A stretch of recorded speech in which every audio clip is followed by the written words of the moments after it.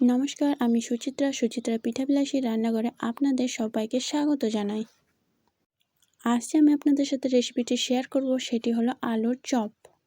সামান্য 2টি উপকরণ দিয়ে বানিয়ে নিতে পারবেন। এই বর্ষার সিজনে বৈকালবেলা টাইমে এরকম যদি কোনো কিছু পাওয়া যায় দারুণ সুন্দর লাগে কিন্তু খেতে। তো চলুন মেন রেসিপিতে ফেরা যাক। তো আমি এখানে নিয়ে নিয়েছি আগে থেকে সিদ্ধ করা আলুগুলো ভালোভাবে খোসা ছাড়িয়ে নিচ্ছি। আমি কিন্তু এখানে সেদ্ধ করা আলু নিয়েছি। আমার সবকটা আলুর খোসা ছাড়ানো কমপ্লিট। তারপরে আলুগুলোকে ভালোভাবে মাখিয়ে নিচ্ছি, মানে ম্যাশ করে নিচ্ছি। সুন্দরভাবে মাখিয়ে নিতে হবে সবকটা আলু। আমি হাত দিয়ে করেছি, আপনারা চাইলে অন্য কিছু দিয়েও করতে পারেন। সবকটা আলুকে ভালোভাবে ম্যাশ করে নিলাম। তারপরে একটা ঢাকনা দিয়ে 2 মিনিটের জন্য ঢাকা দিয়ে রেখে দিলাম। তারপর সাইডে আমি পেঁয়াজ নিলাম। পেঁয়াজগুলোকে ভালোভাবে কুচি করে নিলাম। কুচি করে নেওয়ার পরে একটা কড়াইয়ে ভালোভাবে তেল দিয়ে ভেজে নিতে হবে। আমি কিন্তু এখানে সাদা তেল ব্যবহার করেছি, আপনারা চাইলে যে কোনো তেল ব্যবহার করতে পারেন। আর তার সাথে দিয়ে দিলাম আমি 4 থেকে 5টা শুকনো লঙ্কা। লঙ্কাগুলো ভালোভাবে ভেজে নিলাম।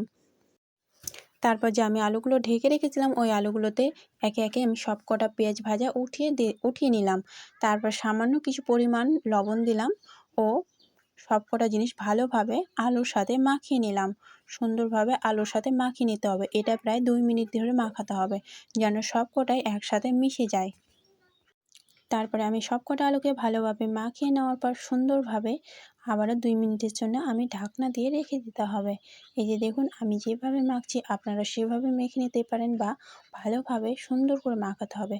অবশ্যই একটু টাইম দিয়ে মাখাবেন কিন্তু, যেন এখানে কোনো আলুর গোটা বা কোনো না থাকে। তার জন্য আমি ভালোভাবে সুন্দর করে মাখিয়ে নিলাম। তারপর একটা মেজারমেন্ট কাপ নিলাম। এই মেজারমেন্ট কাপটির ওজন হলো হাফ কিলো। হাফ কিলোর সমান আমি চালের গুঁড়ো নিয়ে নিলাম। আমি আগেই বলে দিয়েছিলাম সামান্য 2টি উপকরণ দিয়ে আমি বানাবো।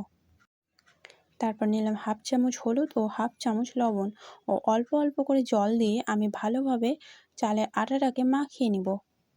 এই যে দেখুন, আমি যেভাবে হালকা হালকাভাবে সুন্দর করে মাখিয়ে নিচ্ছি, এটা প্রায় 2 মিনিট ধরেই মাখাতে হবে।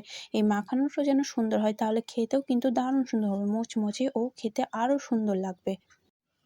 যেরকমভাবে বেসন বা অন্য কোনো আটা নিলে ভালোভাবে মাখিয়ে নিতে হয় একটু টাইম দিয়ে, সেরকমই মোটামুটি 2 থেকে 3 মিনিট ধরে টাইম দিয়ে ভালো করে মাখিয়ে নেবেন। আমার মাখানো কমপ্লিট হয়ে গেলে আমি অল্প করে অল্প একটু জল দিয়ে দেব। আমি কিন্তু এখানে বেশি জল নিব না। এই যে দেখুন, আমি আরও অল্প একটু জল নিলাম ও ব্যাটারটা আরেকটু নরম করে নিলাম।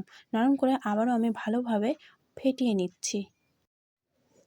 এই যে দেখুন, আমি যেভাবে ফাটিয়ে নিচ্ছি আপনারা ঠিক এইভাবেই দেখুন। এই যে এরকম যখন হাতের উপরে করে তুলবেন, তারের মতন একটা সরু লম্বা হয়ে যখনই আসবে, তখন ভাববেন যে হয়ে গেছে।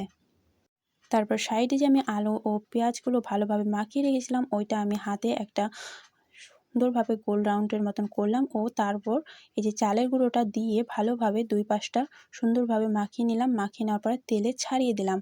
এখানে আপনারা যে কোনো তেল ব্যবহার করতে পারবেন। একে একে আমি সবকটা বড়াগুলো ছেড়ে দিচ্ছি। আলুর চপগুলো ভালোভাবে একই রকমভাবে সবকটা দিয়ে দিতে হবে। দিয়ে দেওয়ার পরে মোটামুটি আরও 5 থেকে 6 মিনিট পর্যন্ত ভালো করে সুন্দরভাবে ভাজিয়ে নিতে হবে। আমার কড়াইয়ে আর একটু জায়গা ছিল, তাই আমি একটু সাইড করে আরও বেশি করে দিয়ে দিলাম, যেন একেবারেই অনেকটা করে হয়ে যায় তার জন্য। তারপর দিয়ে দেওয়ার পরে এপাশ ওপাশ করে সুন্দরভাবে ভালো করে ভেজে নিতে হবে। যতক্ষণ পর্যন্ত ব্রাউন কালার না হয়ে আসছে ততক্ষণ পর্যন্ত আমাকে এটা ভাজতে থাকতে হবে। এভাবে উল্টাতে হবে আর আবার ভালো করে ভাজতে হবে। প্রায় আমি এটা 5 থেকে 6 মিনিট ধরে করেছি। আমার ভিডিওটি দেখে যদি আপনাদের ভালো লাগে, চ্যানেলটিকে সাবস্ক্রাইব করে পাশে থাকার অনুরোধ রইল। দেখে বোঝা যাচ্ছে প্রায় এটা হয়ে এসেছে। তারপরে আবারও আমি আরেকটু ভালো করে ভেজে নিচ্ছি। যেহেতু আমার এখানে মুচমুচ টাইপের হবে, তার জন্য আমি একটু বেশি করে টাইম দিয়ে ভাজছি। যতটা বেশি ভাজা হবে বা সুন্দরভাবে ওলটপালট করে ভাজতে হবে, ততটাই খেতেও কিন্তু দারুণ সুন্দর লাগবে। তার জন্য আমি সবকটাই একে একে ভালোভাবে উল্টিয়ে দিচ্ছি। এই আমার ভাজা কমপ্লিট। একটা ছাঁকুনি হাতা দিয়ে আমি উঠিয়ে নিলাম। এই যে দেখুন কত সুন্দর হয়েছে, মুচমুচে, খেতেও কিন্তু খুব সুন্দর হয়েছে। এরকম বর্ষার সিজনে মুচমুচে টাইপের যদি আলুর চপ পাওয়া যায়, আরও সুন্দর লাগে কিন্তু। আর হ্যাঁ, এখনও পর্যন্ত আমার চ্যানেলটিকে যদি সাবস্ক্রাইব করে না থাকেন, চ্যানেলটিকে সাবস্ক্রাইব করে পাশে থাকার অনুরোধ রইল। একটি লাইক করে দিবেন ও কমেন্ট করে জানাবেন। আমাদের এখানে প্রায় বৃষ্টি হচ্ছে, তার জন্য আজ সন্ধ্যের জন্য আমি এগুলো বানালাম চায়ের সাথে। আপনারাও বানিয়ে বলবেন কেমন হয়েছে। নমস্কার।